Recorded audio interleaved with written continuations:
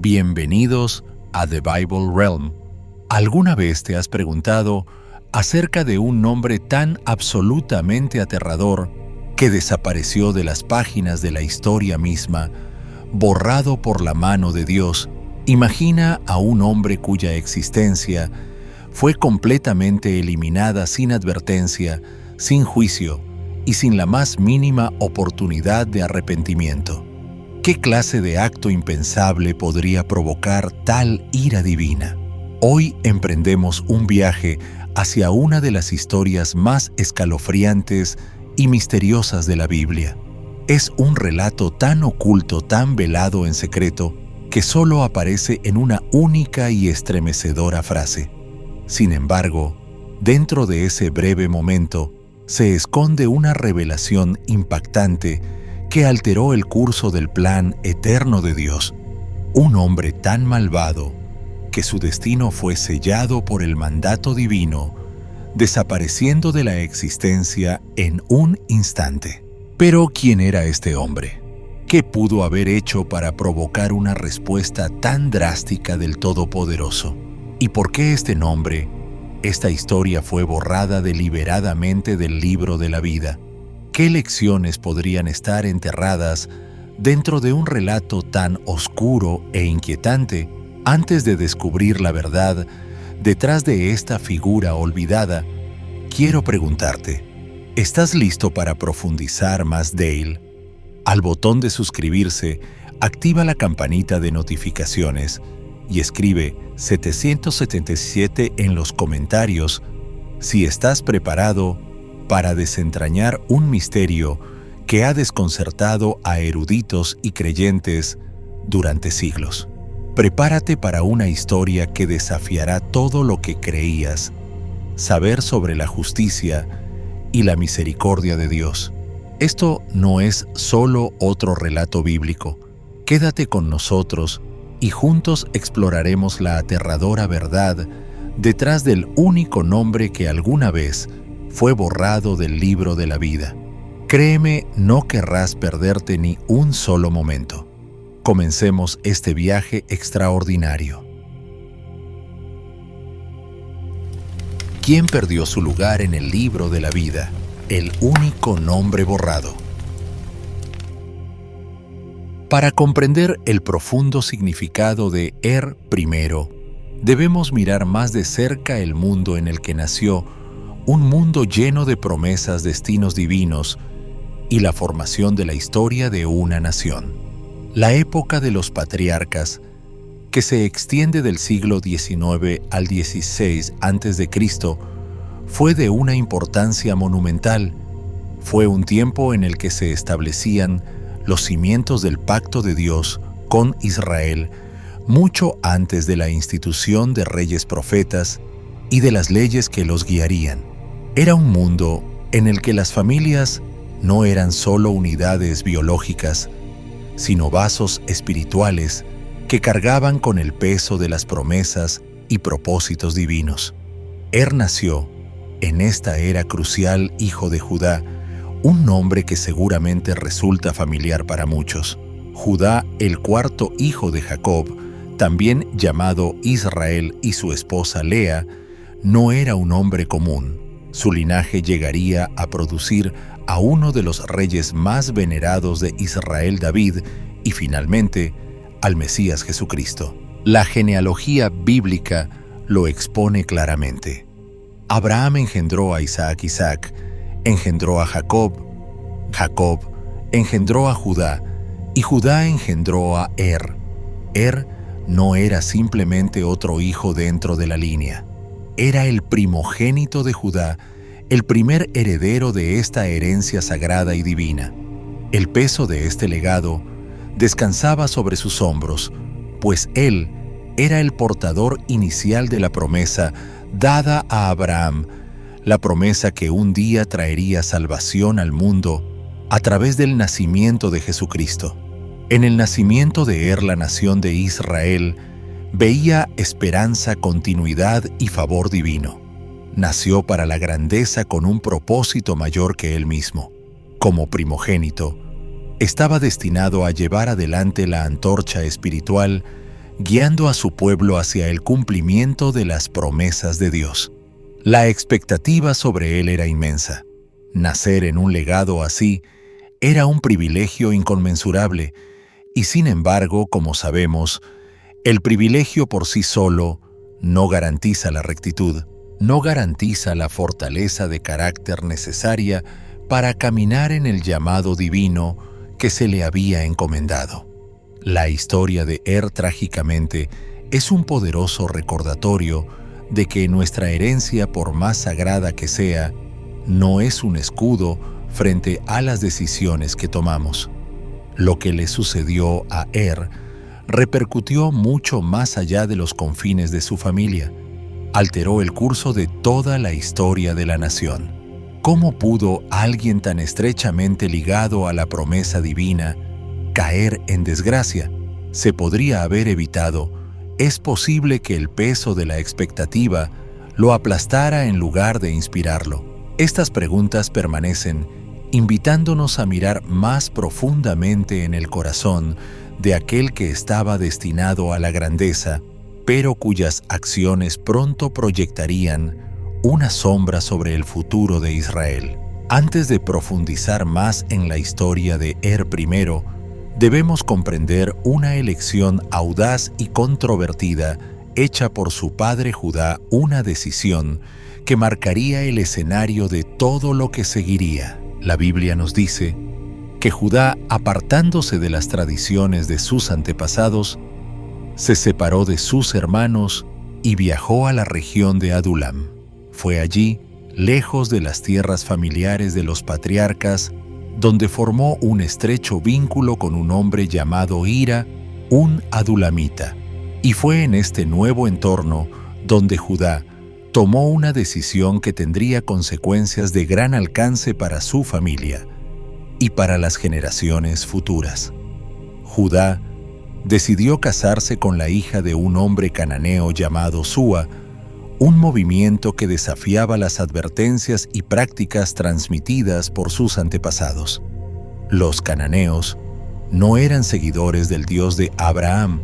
Sus creencias, sus prácticas religiosas y sus costumbres eran radicalmente diferentes y a menudo directamente opuestas al camino del Señor. Era una unión que a los ojos de los patriarcas amenazaba la pureza del linaje divino.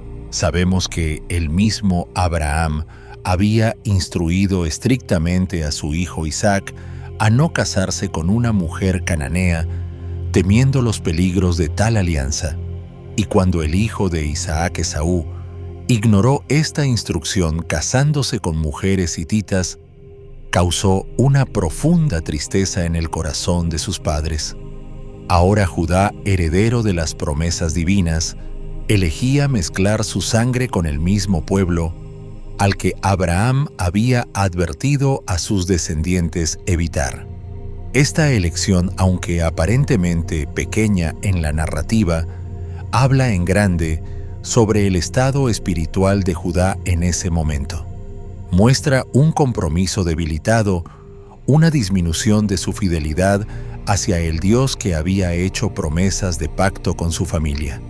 La decisión de Judá sembraría semillas de desobediencia espiritual, y esas semillas pronto darían un fruto amargo en la vida de su primogénito El nacimiento de se registra en Génesis 38:3 con una sencillez que esconde el peso de su legado. Ella, la hija de Súa, concibió y dio a luz un hijo, y él le puso por nombre Detrás de este registro tan simple yace una responsabilidad profunda. No solo nació dentro de una familia, nació dentro de un llamado divino. Como primogénito, ocupaba un lugar de honor no solo en términos de herencia, sino también en su papel espiritual.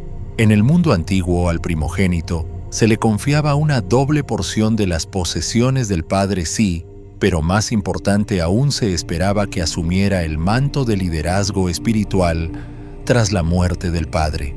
Era una posición de gran privilegio, pero también de inmensa responsabilidad. El nacimiento de en esencia, marcó el inicio de algo eterno. No era simplemente otro hijo de Judá. Era el primer eslabón en la cadena que finalmente conduciría al cumplimiento del plan divino de Dios para la humanidad. Las promesas hechas a Abraham, que a través de su descendencia todas las naciones de la tierra serían bendecidas, descansaban sobre los hombros de Imagina por un momento el peso de semejante legado sobre un joven. No solo cargaba la herencia de su padre, cargaba el destino espiritual y profético de un pueblo, la historia misma de la salvación. El plan de Dios para redimir al mundo se desplegaba a través de él. Sin embargo, como veremos pronto, las decisiones tomadas por quienes vinieron antes de particularmente su padre, impactarían la capacidad del joven para cumplir con este llamado divino. Se encontró atrapado entre dos mundos, las promesas sagradas de sus antepasados y las influencias cananeas que amenazaban con oscurecer su destino. Fue capaz de estar a la altura de las enormes expectativas puestas sobre él. Las elecciones de su padre lo limitaron para caminar en la plenitud de su llamado. Las consecuencias de las decisiones de Judá pronto se extenderían a través de generaciones, ya que la historia de se convertiría en un momento decisivo en la historia de Israel. Y sin embargo, cuando volvemos a las páginas de la Escritura, encontramos que la Biblia no nos ofrece detalles sobre la infancia o juventud de El silencio es ensordecedor. ¿Qué enseñanzas recibió de niño? ¿Qué experiencias moldearon su carácter?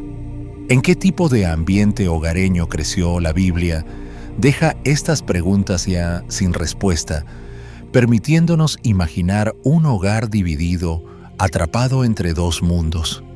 De un lado estaban las tradiciones hebreas, la rica herencia de Abraham, Isaac y Jacob, las promesas de Dios transmitidas a través de generaciones.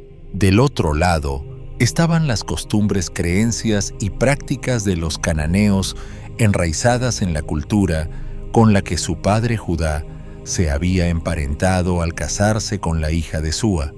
La decisión de Judá de casarse con una mujer cananea había en esencia construido un puente entre dos mundos muy diferentes, creando un ambiente donde esas influencias tan opuestas colisionarían.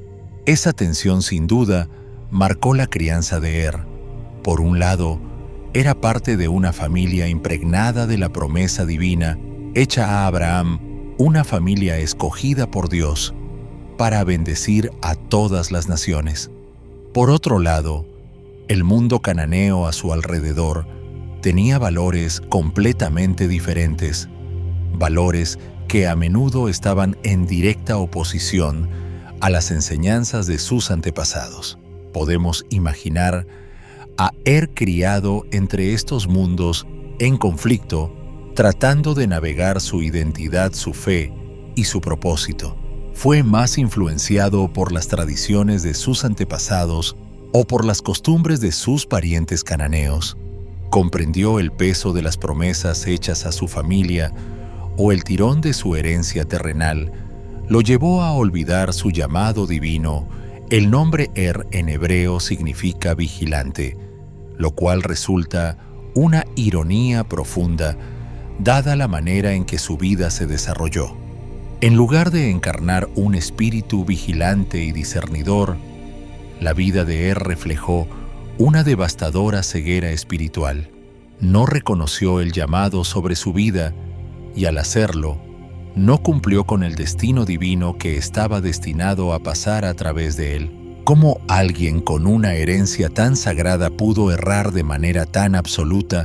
¿Cómo alguien tan bien posicionado dentro del plan de Dios pudo estar tan ciego a las verdades espirituales que lo rodeaban? Este misterio, esta paradoja de un nombre que significa vigilante y una vida marcada por la ceguera espiritual, resuena a lo largo de las generaciones como una advertencia para todos los que vinieron después de él. Al llegar a la mayoría de edad, su padre Judá tomó una decisión crucial. Escogió una esposa para su hijo Tamar. El nombre Tamar, que significa palmera, simboliza justicia, firmeza y dignidad, cualidades que resultarían fundamentales en el drama que se desarrollaría en la vida de Er. Pero lo realmente llamativo es que no se nos dice si Tamar era cananea o descendiente de Abraham, y en cierto sentido no importa. Lo que importa es el papel que desempeñó en este pacto sagrado. Tamar comprendió el propósito divino detrás del linaje de Judá mejor que los hombres de la casa. Ella entendió la magnitud de las promesas transmitidas a través de generaciones y estaba preparada para formar parte de ese plan divino sin importar el costo. La unión entre Er y Tamar no fue simplemente un arreglo matrimonial, fue un pacto espiritual, uno que llevaba el peso de generaciones de promesas, uno que había sido sellado en las mismas palabras de Dios. Este matrimonio estaba destinado a producir descendencia que continuaría el plan divino, un plan que había estado en marcha desde los días de Abraham. La unión de Er y Tamar estaba destinada a ser una sociedad para cumplir los propósitos de Dios en la tierra. Sin embargo, como sabemos, lo que debió haber sido una bendición se convirtió en una tragedia que resonaría a través de las páginas de la historia y nos dejaría con una pregunta profunda e inquietante: ¿qué sucede cuando no reconocemos lo sagrado de nuestro llamado? ¿Qué crees que habría pasado si Er hubiera comprendido verdaderamente el peso de su responsabilidad? Si hubiera sido más vigilante, más atento al plan de Dios, habría podido cumplir su papel en la historia. ¿Y qué nos enseña la disposición de Tamar a abrazar el propósito divino del linaje de Judá sobre nuestras propias vidas y llamados? Pero entonces algo terrible sucede. La Biblia en Génesis 38:7 lo registra de una manera fría y estremecedora, y Er, primogénito de Judá, fue malo ante los ojos del Señor, y el Señor lo mató. Una sola línea y con ella desciende el peso de la finalidad. No hay detalles, ninguna explicación adicional sobre la naturaleza de su maldad, ninguna segunda oportunidad, ni ocasión para el arrepentimiento, solo una sentencia divina rápida e implacable. Fue malo ante los ojos del Señor, y así el Señor lo quitó de la tierra de los vivientes. Esta breve frase es donde la historia de Er termina, pero abre un vasto abismo para la reflexión profunda. ¿Qué pudo haber hecho Er para merecer un juicio tan inmediato y absoluto de parte de Dios? ¿Qué clase de maldad podría justificar una sentencia tan dura e irreversible? Esto no es una transgresión menor ni un simple error de juicio. Es un defecto fatal, una falla moral de tal magnitud que exigió la intervención divina. Sabemos por la Escritura que la naturaleza de Dios no es la de eliminar a las personas por faltas triviales. El Dios revelado en la Biblia es compasivo, misericordioso, lento para la ira y grande en amor y fidelidad, como leemos en Éxodo 34:6. Esto establece un precedente claro. Dios no condena rápidamente. Su juicio siempre está templado con gracia y paciencia. Por lo tanto, la maldad de Er debió haber sido realmente extrema, algo que iba más allá de las fallas ordinarias del ser humano y se adentraba en algo mucho más oscuro, algo que no podía ser pasado por alto. Pero, ¿qué hizo exactamente Er para merecer tal destino? La Biblia, como ya hemos señalado, no da detalles. Nos deja en la oscuridad sin ofrecer explicación alguna de sus actos. Sin embargo, la tradición judía, particularmente los comentarios preservados en el Midrash, ofrece varias posibles interpretaciones que arrojan luz sobre su maldad. Una de las interpretaciones más antiguas sugiere que cometió el mismo pecado que más tarde cometería su hermano Onán. Deliberadamente, evitó cumplir con su deber hacia Tamar al rehusarse a darle un hijo, una responsabilidad que no era solo una cuestión de elección personal, sino un mandato divino para continuar el linaje sagrado. Algunos creen que hizo esto para evitar que los cambios físicos del embarazo afectaran la belleza de Tamar, un acto egoísta movido por vanidad. Otros argumentan que su negativa a engendrar hijos estaba enraizada en el miedo o en la codicia. No quería arriesgarse a que la herencia se dividiera entre sus posibles descendientes, diluyendo así su propia porción de la herencia de Judá. Cualquiera que haya sido la razón, este acto reflejaba un rechazo consciente al plan de Dios para su familia, un desprecio abierto hacia la misión divina confiada a su linaje. La decisión de no solo violó un deber moral, sino que también insultó la promesa hecha a Abraham, una promesa destinada a bendecir a todas las naciones de la tierra a través de sus descendientes. El pecado de no fue solo personal, fue espiritual, una abierta rebelión contra el propósito divino para su vida y la de su familia. Otros eruditos judíos han especulado que pudo haber introducido la idolatría en su hogar, trayendo prácticas paganas cananeas a su familia y corrompiendo así la fe transmitida desde Abraham.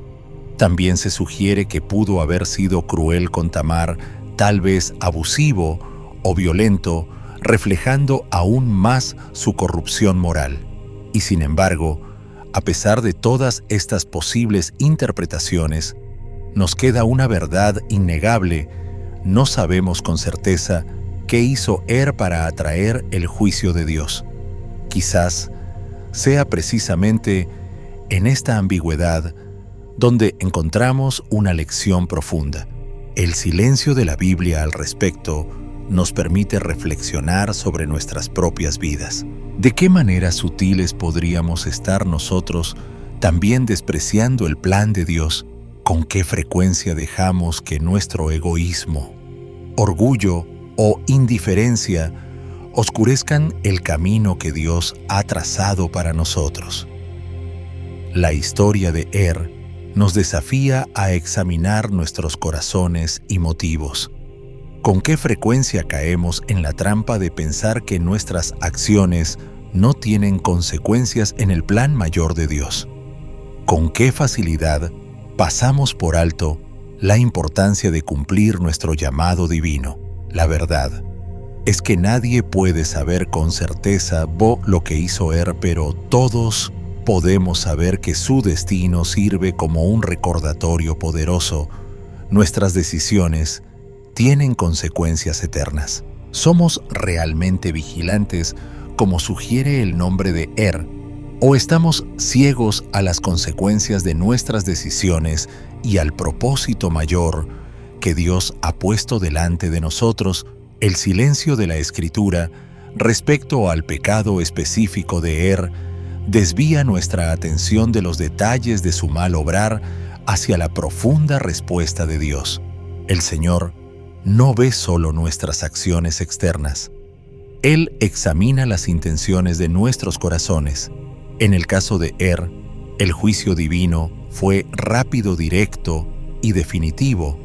Su fracaso no estuvo solo en sus actos, sino en la responsabilidad espiritual más profunda que se le había confiado.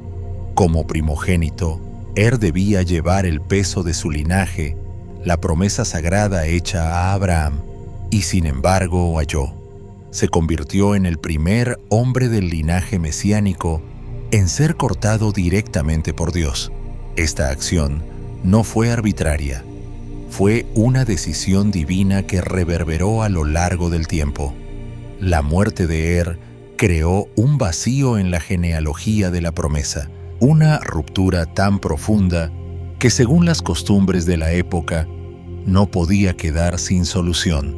El pacto prometido a Abraham, Isaac y Jacob no podía permitirse tambalear. Para asegurar que el plan divino continuara, se necesitaba un sustituto, alguien que diera continuidad a la línea interrumpida de descendencia. Esto nos lleva a una antigua costumbre practicada en los días de los patriarcas, la ley del levirato. Esta ley, aunque solo sería formalmente codificada siglos más tarde, en Deuteronomio 25 ya estaba profundamente arraigada en la cultura de la época.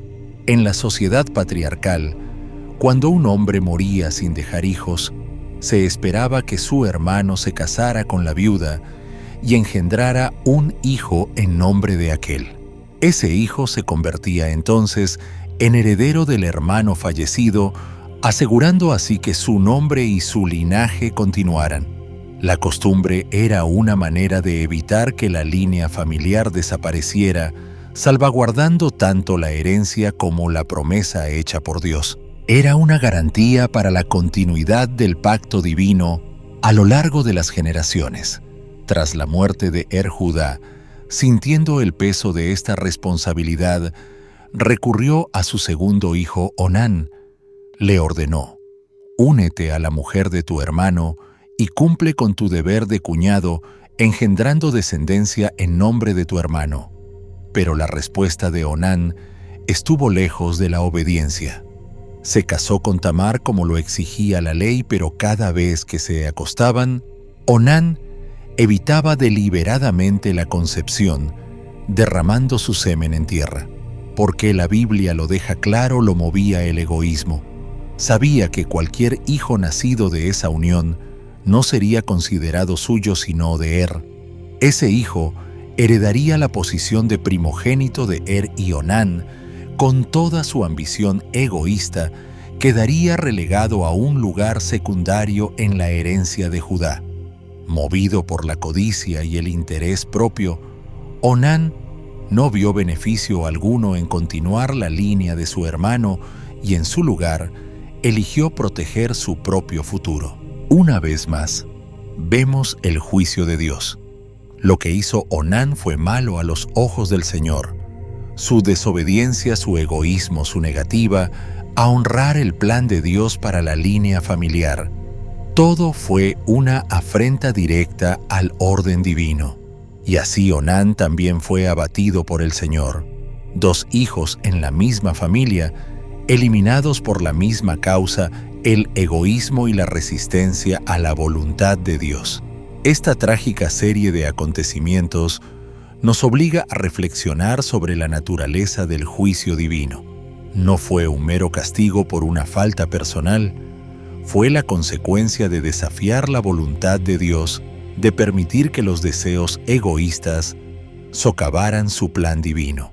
Las acciones de y Onán no fueron incidentes aislados, fueron parte de un patrón mayor de resistencia al llamado divino en sus vidas.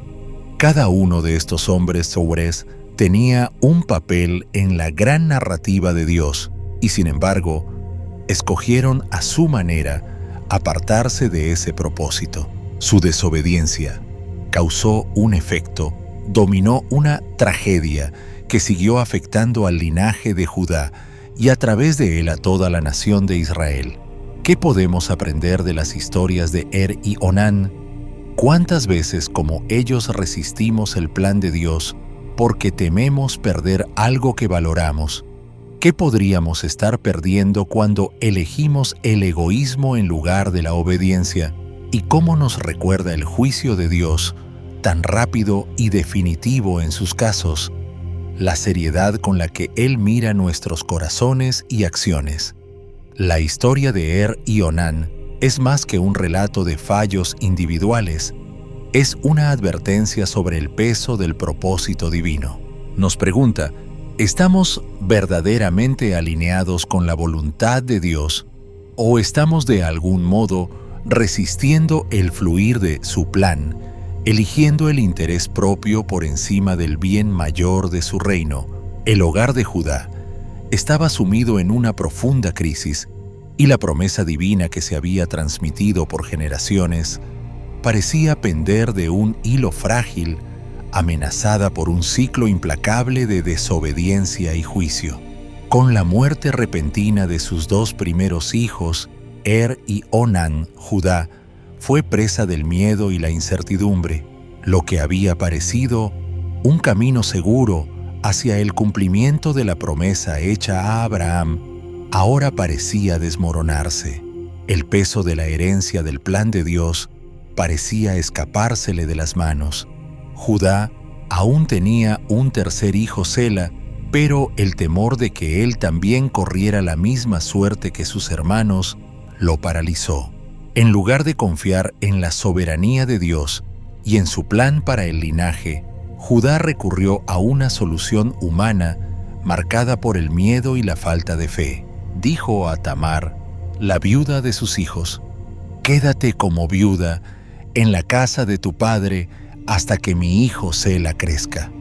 En apariencia, sonaba como una promesa, una garantía de que un día Sela se casaría con Tamar y le daría los hijos que asegurarían la línea familiar.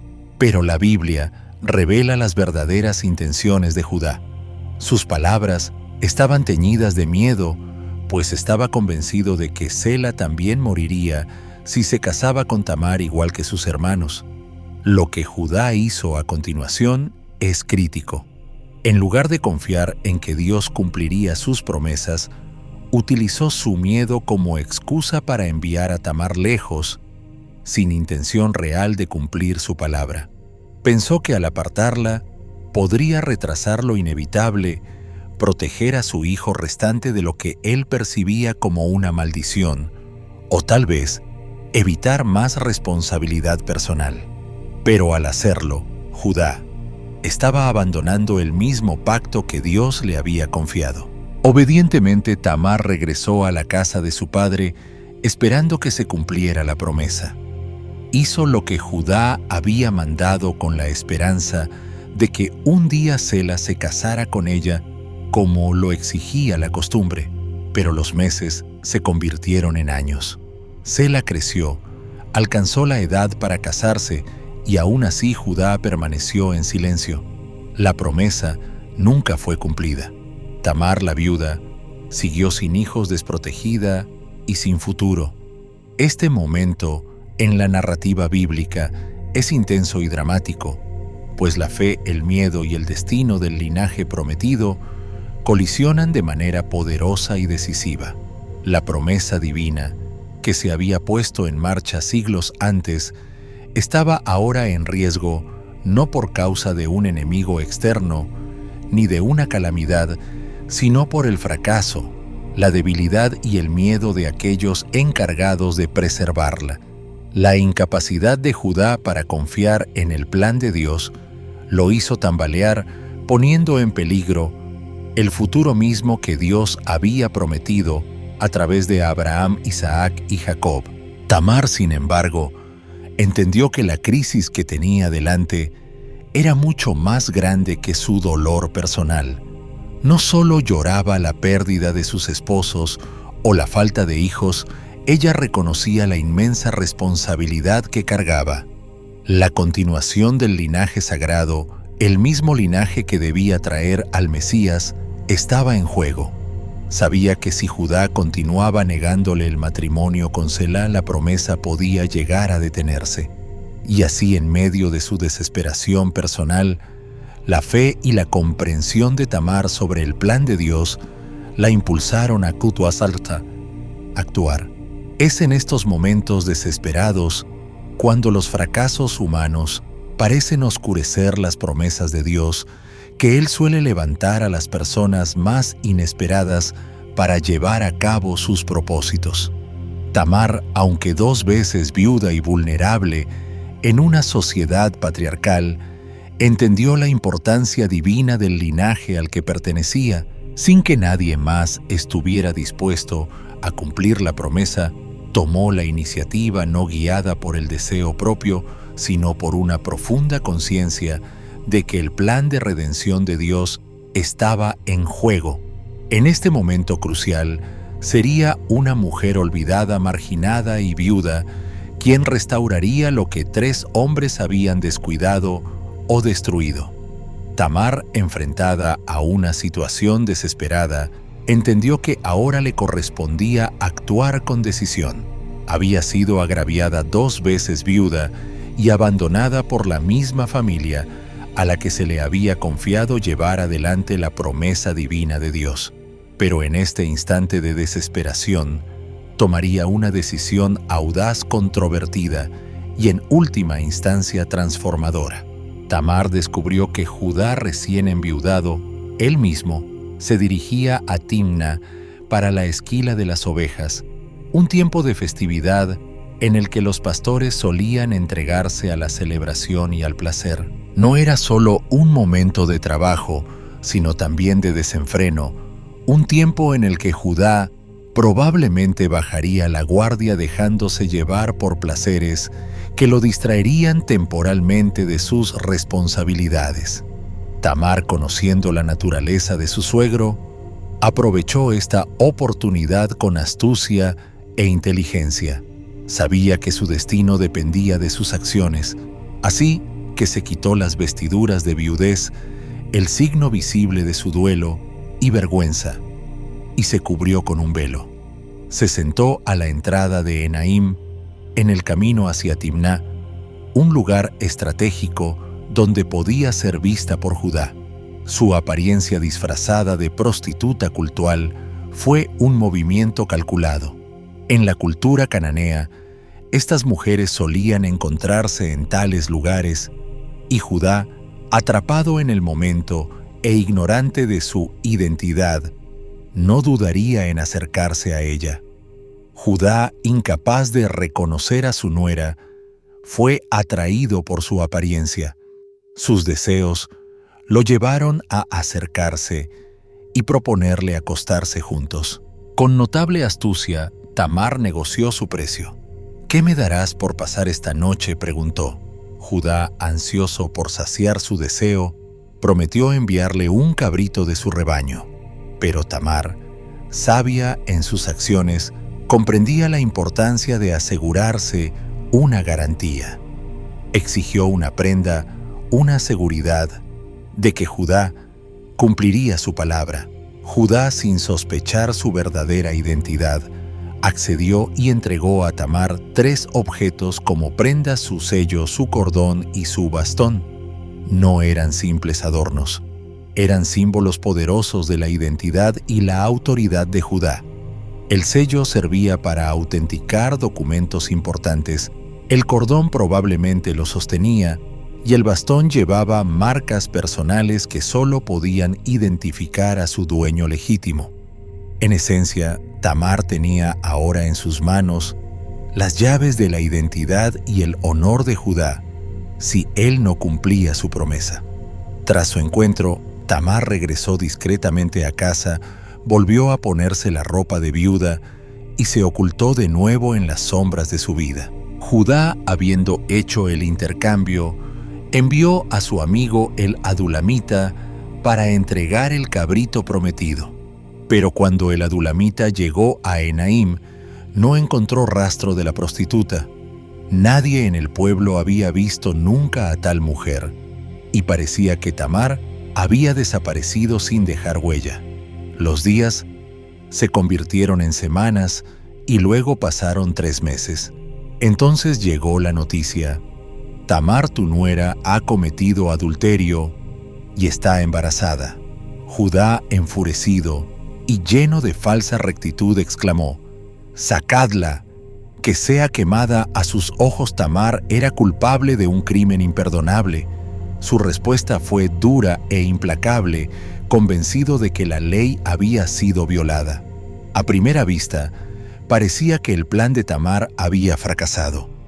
Había arriesgado todo engañando a Judá en un intento desesperado por asegurar su lugar en el linaje divino. Estaba a punto de pagar el precio máximo por sus acciones. ¿Era esto la justicia de Dios en acción? ¿O acaso estábamos al borde de una de las reversiones más asombrosas de la historia bíblica, Este momento pendía entre el juicio y la redención. Mientras Judá, el hombre que no había cumplido su promesa, estaba listo para dictar su castigo, el silencioso valor de Tamar pronto revelaría una verdad más poderosa de lo que cualquiera esperaba. Podría ser que Tamar, en su desesperación, hubiera puesto en marcha la misma redención que Dios había prometido, a pesar de los fracasos de aquellos encargados de llevarla adelante. Lo que sucedería después no solo revelaría la astucia de Tamar, sino que también expondría el pecado de Judá y restauraría el camino del linaje prometido, conduciendo al cumplimiento definitivo de la voluntad de Dios. ¿Podría Dios, en su misericordia, cambiar el rumbo de esta narrativa dramática? ¿Y qué lección nos ofrece la audacia de Tamar hoy sobre la fe, el valor y la soberanía de Dios frente al fracaso humano? En este momento decisivo, Tamar reveló todo el alcance de su estrategia. Mientras era llevada para enfrentar la ejecución, envió un mensaje poderoso a Judá. Devolvió los mismos objetos que él le había dado como prenda, el sello, el cordón y el bastón, junto con una valiente declaración: «Estoy embarazada del hombre a quien pertenecen estas cosas. Por favor, reconoce de quién son este sello, este cordón y este bastón». Imagina el peso de este instante. Tamar, al borde de la muerte, sostenía las llaves de su propia redención, así como la verdad que expondría la hipocresía de Judá.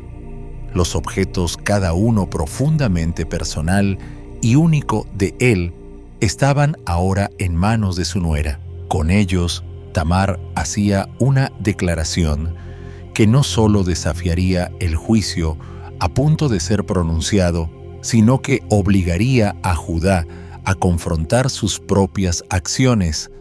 Visualiza la escena desarrollándose. Judá, rodeado de una multitud tensa, lista para dictar sentencia, recibió los objetos. Al mirarlos, reconoció de inmediato lo que eran: su sello, su cordón, su bastón. El público quedó en silencio mientras él los sostenía en sus manos. La tensión en el aire era espesa, una quieta expectación colgaba sobre todos mientras aguardaban su respuesta. La vida de Tamar y el futuro del hijo que llevaba pendían de un hilo.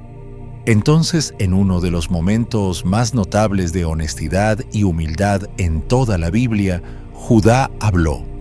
No ofreció excusas, no intentó desviar la culpa, no eludió su responsabilidad. En cambio, se puso de pie ante el pueblo e hizo una confesión pública.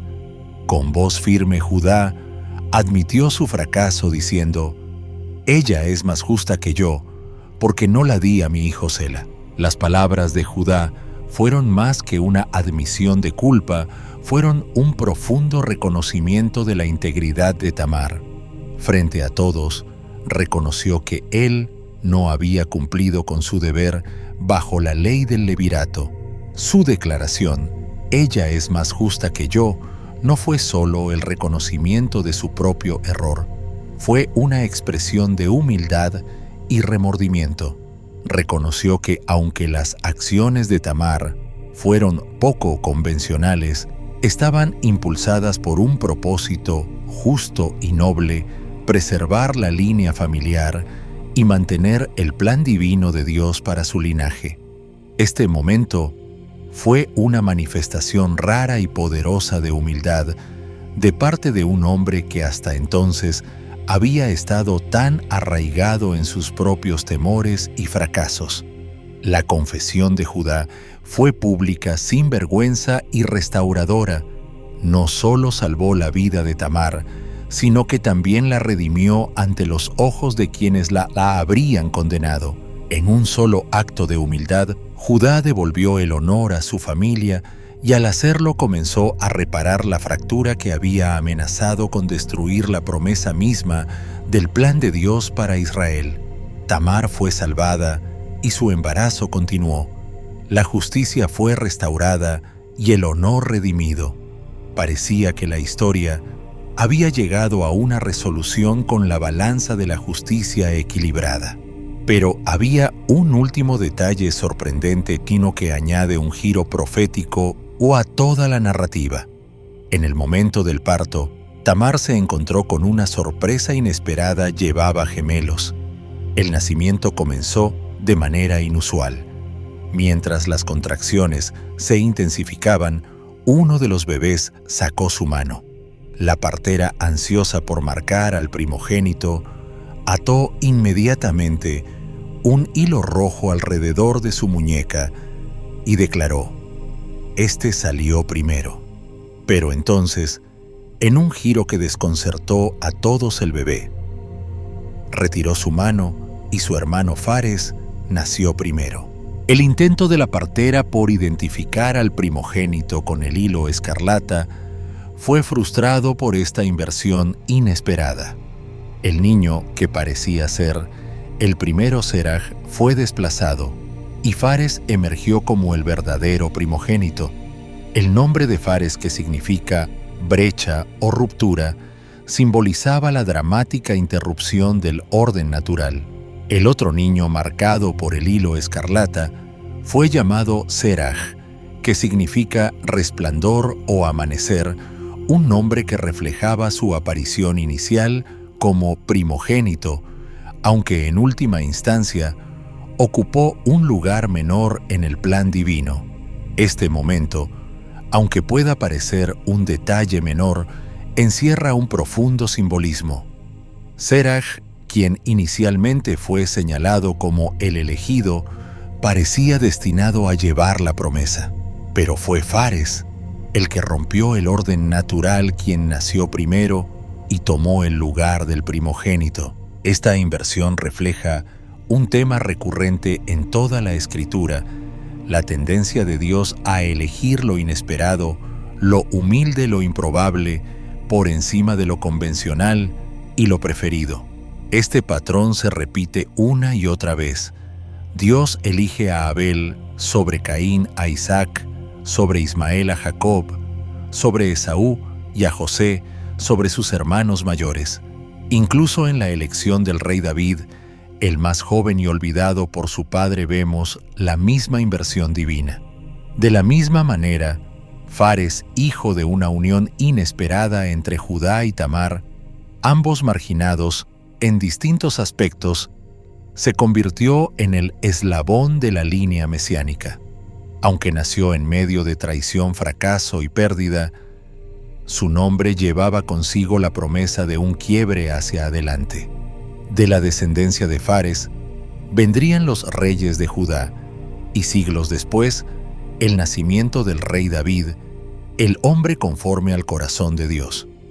Y de la línea de David surgiría el cumplimiento supremo: Jesucristo, el Salvador del mundo. La historia de Fares nos recuerda que incluso cuando las cosas parecen fuera de orden, Dios trabaja entre bastidores para orquestar un propósito mayor.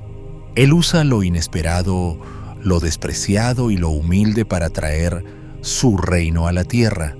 La historia de y Tamar revela un principio divino profundo.